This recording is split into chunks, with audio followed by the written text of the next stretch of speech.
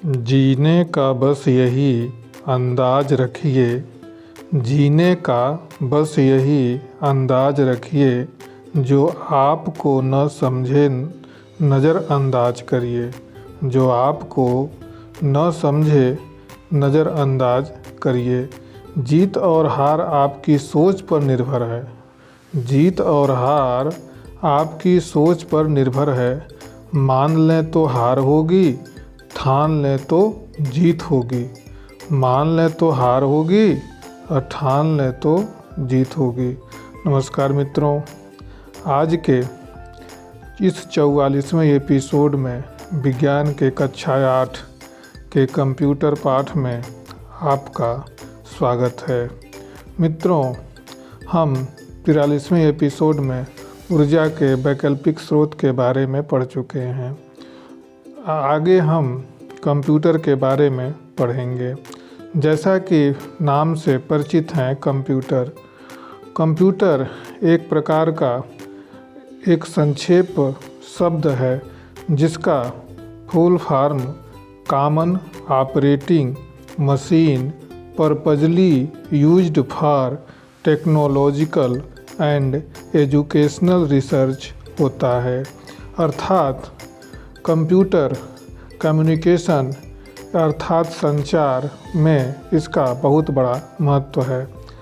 यदि हम कंप्यूटर की बात करें तो इससे हम कई क्षेत्र में एक नई क्रांति कंप्यूटर से आ चुकी है। कम्युनिकेशन संचार इंटरनेट का बहुत ही लोकप्रिय उपयोग है। इंटरनेट ने कंप्यूटर के प्रयोग द्वारा लोगों के लिए एक दूसरे के साथ कम्युनिकेट करना बहुत ही आसान बना दिया है। इंटरनेट पर कम्युनिकेशन का सबसे अधिक लोकप्रिय तरीका इलेक्ट्रॉनिक मेल, जिसे हम ईमेल कहते हैं, है। इस्तेमाल होने वाली ईमेल सभी तकनीकों में सबसे ऊपर है। इसके अलावा नेटवर्किंग सूचनाओं या अन्य संसाधनों के परस्पर आदान प्रदान एवं साझेदारी के लिए दो या दो से अधिक कंप्यूटरों का परस्पर जुड़ाव कंप्यूटर नेटवर्किंग कहलाता है। कंप्यूटर नेटवर्क के अंतर्गत संसाधनों एवं संयंत्रों की परस्पर साझेदारी होती है, जिससे डाटा तथा सूचना एक कंप्यूटर से दूसरे कंप्यूटर में समान रूप से पहुंचती है। एल्गोरिदम एक प्रकार का एक टेक्निकल शब्द है जो निश्चित क्रम में एक गणना करने की जांच की विधि है, तथा फ्लो चार्ट किसी एल्गोरिदम को कई चित्रों के उपयोग से दर्शाने पर जो चित्र मिलता है उसे ही हम फ्लो चार्ट कहते हैं। फ्लो चार्ट में हर छोटा चित्र एक दूसरे से जुड़कर सूचना और प्रक्रिया के बहाव को दर्शाता है। अब हम आगे यदि अन्य इंटरनेट या अन्य चीज़ों की बात करें तो इंटरनेट कंप्यूटर से आगे बढ़कर मोबाइल अर्थात एंड्रॉयड मोबाइल तक पहुंच गया है। जैसा कि हमने बताया, कंप्यूटर में एल्गोरिदम एक निश्चित क्रम में गणना करने की जांच करने की विधि है। इसके लिए हम आगे विशेष रूप से इसको पढ़ेंगे।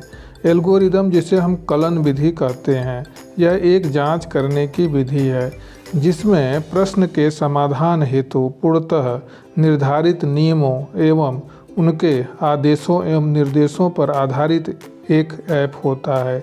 एल्गोरिदम को एक औपचारिक रूप में प्रकट करना कंप्यूटर प्रोग्राम के मुख्य तथ्यों अर्थात विशेषताओं में से एक है।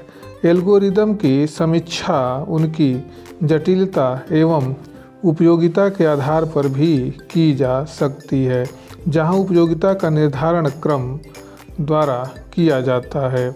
एल्गोरिदम ऐसा होना चाहिए जिसका उपयोग करके आसानी से कोई भी प्रोग्रामर कंप्यूटर प्रोग्राम को लिख सकता है और उसे बना सकता है।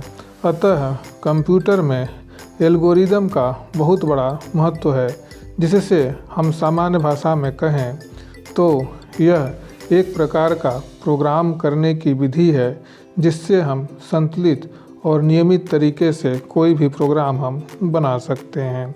अब हम बात करते हैं फ्लो चार्ट की। जैसा कि नाम से परिचित है फ्लो चार्ट, किसी एल्गोरिदम को कई चित्रों के उपयोग से दर्शाने पर जो चित्र मिलता है उन्हें ही हम फ्लो चार्ट कहते हैं। फ्लो चार्ट में हर छोटे चित्र एक दूसरे से जुड़कर सूचना अर्थात इन्फॉर्मेशन और प्रक्रिया जिसे हम प्रोसेसिंग कहते हैं उसके प्रवाह को दर्शाता है। फ्लो चार्ट हमें एल्गोरिदम को और बेहतर तरीके से समझने में मदद करता है। जैसे यदि हमको दो संख्याओं को जोड़ना होगा तो उसके लिए हम एक फ्लो चार्ट बनाते हैं। एक हम उसका उदाहरण ले सकते हैं, जैसा कि चित्र में दिया हुआ है कि फ्लो चार्ट इस तरह से बनता है। हम शुरुआत स्टार्ट से करते हैं, उसके बाद हम स्टेप बाय स्टेप हम आगे बढ़ते जाते हैं। उसके बाद अंत में हम 3, 4 या अधिक उससे स्टेप के बाद हम स्टॉप कर देते हैं। और हर एक फ्लो चार्ट में संकेत का और उसके आकार का एक अलग महत्व होता है। जैसा कि चित्र में दिखाई पड़ रहा है, एक उदाहरण जैसे हम एक फ्लो चार्ट बनाए हैं जिसमें पहला एक बेलनाकार में स्टार्ट लिखा हुआ है और चतुर्भुजाकार में declare variable number 1, number 2 and sum लिखा हुआ है। फिर तीसरे कॉलम में रीड नंबर 1 एंड नंबर 2 लिखा हुआ है। इस तरह से सम a प्लस b, उसके बाद डिस्प्ले, सम और स्टॉप। यदि हम फ्लो चार्ट के बने प्रत्येक चिन्ह की बात करें तो इन चिन्हों को हम अपनी मर्जी से नहीं बदल सकते। उदाहरण के लिए फ्लो चार्ट को स्टार्ट करने के लिए इंड के लिए हम इस तरह के चिन्ह का प्रयोग करते हैं जो एक बेलनाकार आकृति का होता है। यदि हम आगे फ्लो चार्ट के अलग चिन्ह की बात करें जैसे आयताकार चिन्ह, आयताकार चिन्ह जो होता है, आयताकार जो आकार है वह प्रोसेसिंग में इसका उपयोग किया जाता है। इसका उपयोग अर्थमेटिक ऑपरेशन अर्थात डेटा जोड़ तोड़ के लिए हम आयताकार आकार का प्रयोग करते हैं। और तीर के निशान का प्रयोग हम फ्लो लाइन के रूप में करते हैं, अर्थात यह तीर का निशान एरो जिसे हम कहते हैं यह दो चित्रों को जोड़ता है। इसी प्रकार समांतर चतुर्भुज जो इनपुट आउटपुट या इनपुट और आउटपुट को देखने के लिए हम समांतर चतुर्भुज का प्रयोग करते हैं।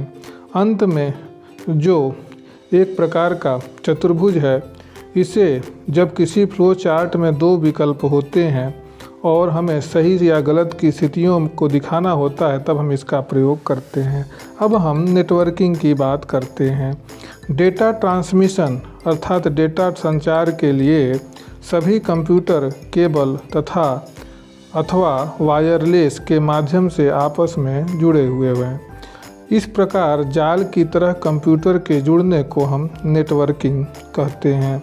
कंप्यूटर की नेटवर्क में प्रेषक अर्थात सेंडर और ग्राही अर्थात रिसीवर और माध्यम अर्थात मीडियम अर्थात 3 चीज़ें नेटवर्किंग में होती है।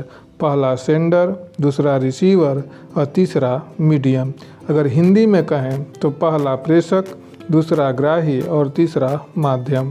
कंप्यूटर नेटवर्क के अंतर्गत संसाधनों और संयंत्रों की परस्पर साझेदारी होती है, जिससे डाटा तथा सूचनाएं एक कंप्यूटर से दूसरे कंप्यूटर में समान रूप से पहुंचती हैं। इस प्रकार हम पूरे संसार के सभी कंप्यूटर को एक नेटवर्किंग के माध्यम से अर्थात इंटरनेट के माध्यम से हम जोड़ देते हैं, जिसे हम फ्लो चार्ट के माध्यम से दर्शा सकते हैं। अर्थात प्रेषक जिसे हम सेंडर कहते हैं, बीच में माध्यम के द्वारा वह सीधे ग्राही अर्थात रिसीवर तक पहुंचता है। इस प्रकार कंप्यूटर नेटवर्क आपस में जुड़े हुए कंप्यूटरों का एक जाल है जो भौगोलिक रूप से अलग अलग रखे हुए होते हैं।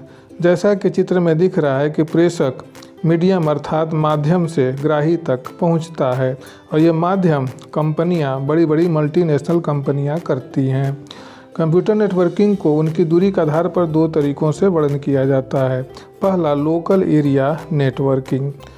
जैसा कि नाम से ही परिचित है, लोकल एरिया नेटवर्क अर्थात LAN यह कंप्यूटर का एक समूह है जो एक ही कमरे, भवन, कार्यालय अथवा एक कैंपस में स्थित होते हैं। अर्थात बाहर को हम नहीं लेते, अर्थात एक ऑफिस को हम इसमें मान सकते हैं। ये आपस में सभी जुड़कर एक सिंगल कंप्यूटर नेटवर्क बनाते हैं।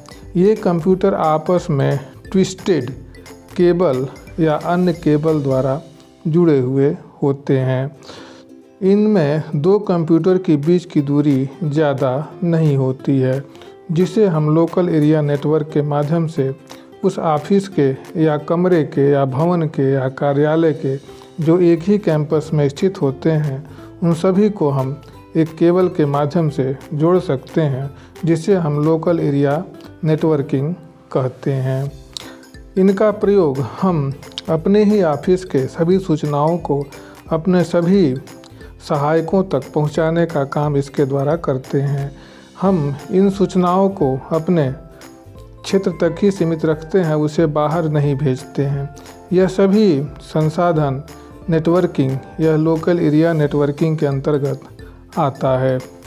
इस प्रकार इसका प्रयोग हम एक सीमित संसाधन के रूप में अर्थात सीमित क्षेत्र में ही कर सकते हैं।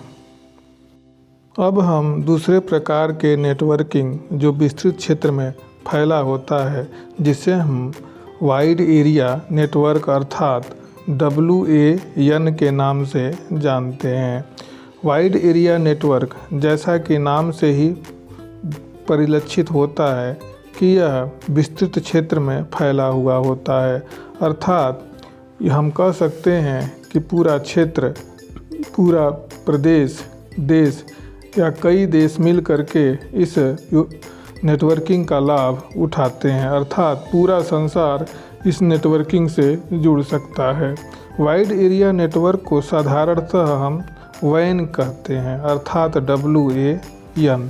इनमें दो कंप्यूटर केबल से न जुड़कर सैटेलाइट के माध्यम से सभी कंप्यूटर जुड़े होते हैं। इनमें दो कंप्यूटर की दूरी किसी दो शहर, राज्य या देश की दूरी भी हो सकती है। अर्थात एक तरफ दूसरा देश और एक तरफ दूसरा देश। अर्थात यदि हम भारत में कोई काम कर रहे हैं तो अमेरिका में कोई सूचना हमको भेजनी है, तो हम WAN अर्थात वाइड एरिया नेटवर्क के माध्यम से हम उसको सूचना पल भर में ही पहुंचा सकते हैं। इसे हम साधारणतः वायरलेस नेटवर्क भी कहते हैं, क्योंकि यह सीधे सैटेलाइट अर्थात कृत्रिम उपग्रह से जुड़ा होता है। इस तरह के नेटवर्क को देश भर में या विश्व भर में ऑपरेट करने के लिए विकसित किया जा सकता है। इसके लिए बड़े बड़े सैटेलाइट अंतरिक्ष में छोड़े जाते हैं, जिससे हम वाइड एरिया का अधिकतम लाभ उठा सकें।